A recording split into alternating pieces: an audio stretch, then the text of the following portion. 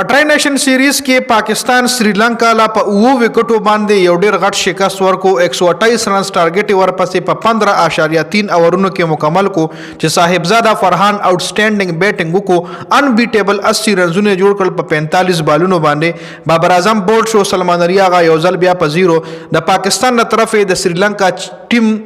چا په سمره لکه چا په کې خبالنګ وکړو چې د سریلانکا ټیم 128 رنزونو کې راکابو کو چا په کې خ وکټ سي اشتلی دي مکمل سکور کارت باندې ډیټیل سره خبره کو د سریلانکا ټیم لا په دې ټرای نیشن سیریز کې مطلب مشکلات جوړ شو ځکه سریلانکا ډومړي دواړه میچونه بایلل زیمبابوے نیم بایلو پاکستان نیم بایلو نو ځکه دویمه اړومبنه میچ الریډي شو د پاکستان او سریلانکا لکه سریلانکا لا مشکلات جوړ شو په دې ټرای نیشن سیریز کې سبا د پاکستان او زیمبابوے میچ ته کچری هغه کې پاکستان زیمبابوے له شکست ورکو نو بیا د سریلانکا او زیمبابوے په فایټ کیږي خو خیر باغې خبره نه کو جی په نورو میچونو خبره نه کو اوس چې کم میچ شو باغې ډیټیل سره خبره کو رومانه بیټینګ سریلانکا کړي دي 128 رنزونه جوړ کړي دي او وکټ سه هغه شتلې دي د پاکستان بادرانو او شل اورونو کې 128 رنزونه سریلانکا جوړ کړي دي پاتم نشان کا 23 بار 17 ته یو خو کې لاړی دی خو پته نه لګي چې په دې سیریز کې په د باندې څه چلو شو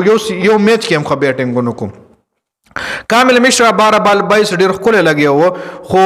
فهیم اشرف ولا سلوون بالو کو اور کې چته وي خوشال منډس چې بال 3 رن اوټ شو دی چې وسیم جونیئر د بونډای نه یو بولټ ترو کا یو ډیر زبردست ترو یو کا او داغه پترو باندې دی رن شو خوشال پریرا 19 بال 25 د خص بیټینګ روان کړو خو نواز بولډ کو خپل بال ولو کو نواز دتا او شنا کا ډیر زبردست بال نواز کو جنت لیانګ 38 بال 41 نټ اوټ پاتې شوی دی خیره پوری دی ولاړو خو صدا سي خاص تیز بیټسمن نه دی آل راؤنڈر دی شنا کا کپتان سے 1 بال 0 کمنڈو منڈس 7 بال 3 حسرنگا 12 بال 11 او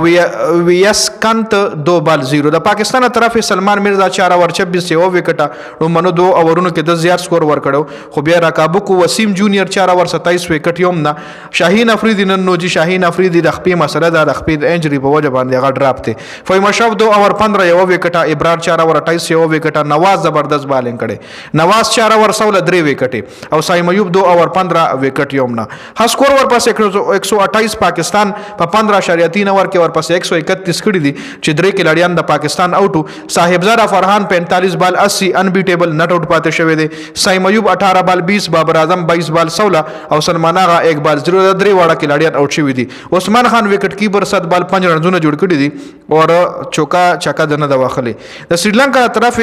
دشمن ته چمیرا 3 اوور 29 2 وکټي ایشان ملنگا 2.3 की 28 विकेट योमना वनिंडो हसरंगा 4 ओवर 28 विकेट योमना दासन शनाका 2 ओवर 14 यव विकेटा विजयाकांत 4 ओवर 28 विकेट योमना खबालिंग چې کم دی هغه پکې داسون شناکا کړه چې 2 اوور 14 او یو وکټ هم تر لاسو کړی دا نو دا ټرای نیشن سیریز پاکستان ورسس سریلانکا چې دا میچ سریلانکا په 9 وکټو باندې بایلو او پاکستان په 9 وکټو باندې سریلانکا ته یو غټ شکست ورکو نو د ویډیو کتلو زیاته مننه په دې پوینټ ټیبل کې شرمون نظر واچو په دې سیریز باندې ټرای نیشن سیریز پوینټ ټیبل تاسو ګورئ پاکستان 2 میچ کړي دواړو ګټل سلور پوینټس دي زیمبابوے 2 میچونه کړي دی یو ګټل یو بایلل دي 2 پوینټس دي او سریلانکا 2 کړي دواړه بایلل دي -2.679 مطلب د رن ریټ ته نو سریلانکا لړ ډیر زیات مشکلات جوړ شو جی پاکستان یو میچ سم زیمبابوے او سریلانکا سره پاتې دي